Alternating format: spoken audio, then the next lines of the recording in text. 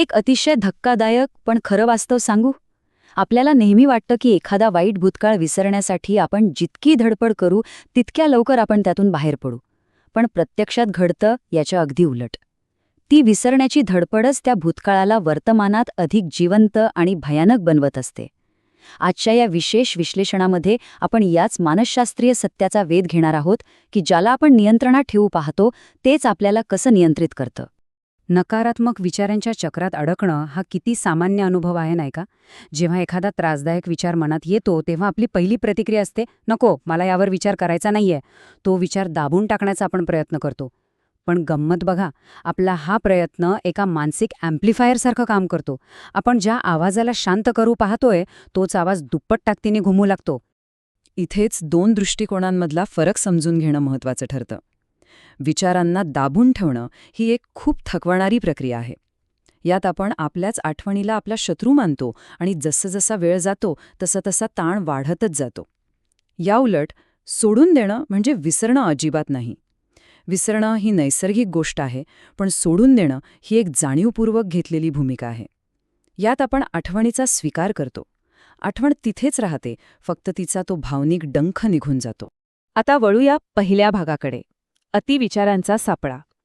मानवी मन या निरुपयोगी विचारांच्या जाळ्यात नक्की कसं आणि का अडकतं ते पाहूया.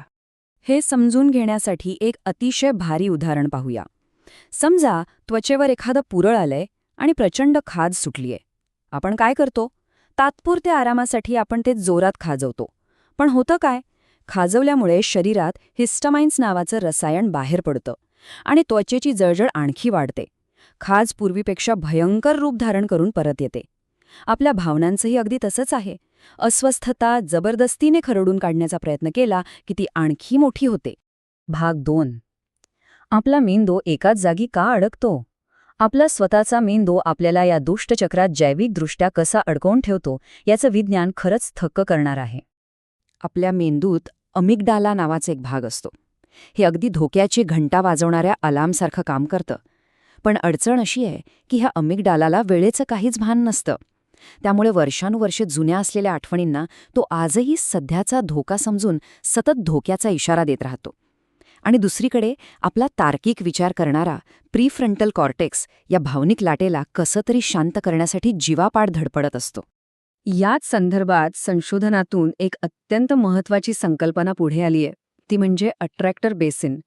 सोप्या भाषेत सांगायचं तर जेव्हा आपण नैराश्य किंवा चिंतेत असतो तेव्हा नकारात्मक विचार येणं हे केवळ आपल्या इच्छाशक्तीचं अपयश नसतं, तो एक जैविक आणि भौतिक बदल असतो.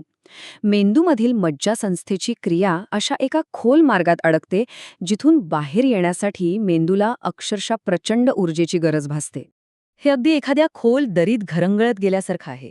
चेंडू दरीत सहज खाली जातो, पण त्याला त्या दरीतून पुन्हा वर ढकलण्यासाठी भयंकर कष्ट लागतात. म्हणूनच वारंवार त्याच नकारात्मक विचारांतून बाहेर पडणं हे जैविकदृष्ट्याच किती कठीण असतं हे यावरून स्पष्ट होतं. भाग 3. संघर्षाचं बटण. आता आपण एका अशा मानसशास्त्रीय संकल्पनेकडे वळणार आहोत जी पाहिल्यावर लक्षात येईल की आपण मानव नकळतपणे स्वतःच्याच भावनिक वेदना कशा वाढवत असतो. जीवनात वेदना मिळणं हे निश्चित आहे. अपयश येणं, एखादी प्रिय व्यक्ती गमावणं या गोष्टी नैसर्गिक आहेत. याला मानसशास्त्रात स्वच्छ अस्वस्थता म्हणतात.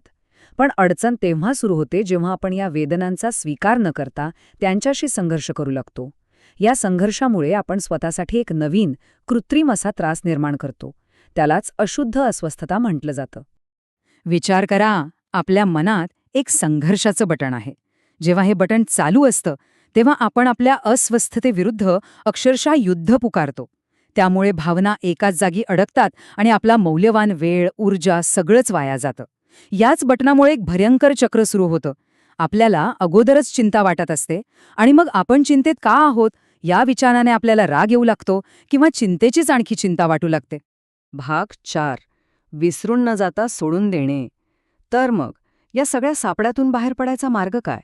इथेच एक अत्यंत प्रभावी आणि जगभरात वापरली जाणारी उपचार पद्धती आपल्या मदतीला येते. या उपचार पद्धतीला ॲक्सेप्टन्स अँड कमिटमेंट थेरपी म्हणजेच ACT असं म्हणतात. स्वतःच्याच विचारांसोबत चाललेलं युद्ध थांबवण्यासाठी हा एक अत्यंत उपयुक्त मार्ग आहे. यात विचारांना दाबण्याऐवजी आपली मानसिक लवचिकता कशी वाढेल यावर भर दिला जातो.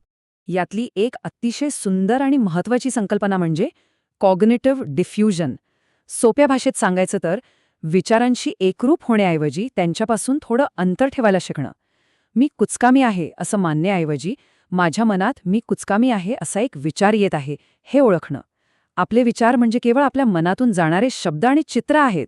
ते काही कठोर आदेश नाही ज्यांचं पालन केलंच पाहिजे. हे प्रत्यक्ष कसं करायचं यासाठी एक अतिशय सोपा सराव आहे. डोळे बंद करून एका शांत वाहणाऱ्या प्रवाहाची कल्पना करा. जेव्हा जेव्हा एखादा त्रासदायक विचार मनात येईल तेव्हा तो विचार प्रवाहावर तरंगणाऱ्या एका पानावर ठेवा. त्याला थांबवण्याचा किंवा बुडवण्याचा प्रयत्न अजिबात करू नका. फक्त त्याला पाण्यासोबत पुढे वाहून जाताना पाहत राहा. हा साधा सराव आपल्याला आपल्याच वेदनादायक आठवणींपासून एक सुरक्षित अंतर ठेवायला शिकवतो. भाग 5. मध्यम मार्ग शोधणे. आता आधुनिक न्यूरोसायन्स आणि प्राचीन तत्वज्ञान यांची सांगड घालून दीर्घकाळ मानसिक संतुलन कसं राखायचं ते पाहूया. स्टोईक तत्वज्ञानातील हा एक अतिशय पायाभूत विचार आहे. आपल्याला खरी शांतता तेव्हाच मिळते जेव्हा ज्या गोष्टी आपल्या नियंत्रणात नाहीत त्यावर ताबा मिळवण्याचा निरर्थक अट्टाहास आपण सोडून देतो.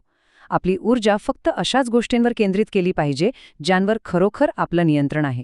बौद्ध तत्वज्ञानात याच गोष्टीला मध्यम मार्ग असं म्हटलं आहे. भावनांना पूर्णपणे दाबून नष्ट करणं हे एक टोक झालं आणि भावनांच्या आहारी जाऊन वाहत जाणं हे दुसरं टोक. आधुनिक मानसशास्त्र आणि प्राचीन तत्वज्ञान हे दोन्ही एकाच गोष्टीवर ठाम आहेत. कोणतीही टोकाची भूमिका न घेता सुवर्ण मध्य साधणं हेच खऱ्या मनःशांतीचं रहस्य आहे. खरी समचित्तता म्हणजे नेमकं काय आहे? हे एक असं कौशल्य आहे जिथे आपण विचारांकडे नुसत्या बदलणाऱ्या हवामानासारखं पाहतो. भूतकाळ सोडून देणं म्हणजे आठवणींना मेंदूतून पुसून टाकणं नव्हे, तर आपल्या मानसिक घराची नव्याने मांडणी करणं. ती वाईट आठवण आता आपल्या आयुष्याच्या पुस्तकातील फक्त एक प्रकरण उरते. ते आपलं संपूर्ण पुस्तक बनत नाही. आणि याच विचारानं आपण आजच्या सादरीकरणाच्या शेवटाकडे आलो आहोत. सोडून देण्याचा खरा अर्थ हाच आहे की भूतकाळ जसा होता तसाच स्वीकारणं, पण त्या भूतकाळाला आपला आजचा सुंदर वर्तमान काळ पुसून टाकण्याचा अधिकार न देणं. मग विचार करा, पुढच्या वेळी जेव्हा एखादा जुना विचार मनाला त्रास देईल तेव्हा आपण त्याच्याशी लढणार आहोत की त्याला एका पानावर ठेवून प्रवाहावर शांतपणे वाहून जाऊ देणार आहोत.